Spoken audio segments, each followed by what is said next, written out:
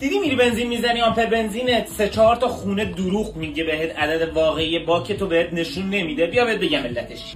مهم نیست ماشین چی باشه، صندلی عقبو در میاری، کفکشی رو میزنی کنار، یه محفظه به این صورت اینجا. محفظه رو که آزاد کردی نگاه کن تو محصولات سایپا دور تا دور پیچه، محصولات ایران خودرو یه موره بزرگ اینطوری میچرخه باز میشه.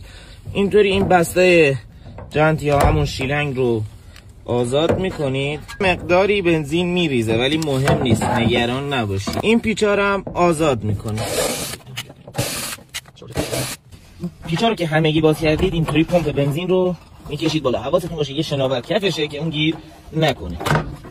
پمپ بنزین رو که آزاد کردی بیا اینجا بهت بگم. نگاه کن روی قسمت شناورش چند تا خانه هست. در این بین اگه بوی بنزین داخل اتاق میاد علتش خرابی این واشره. یه واشر میگیری آماده لوازم یدکی دارن، اینو عوض کن مشکلت حل میشه.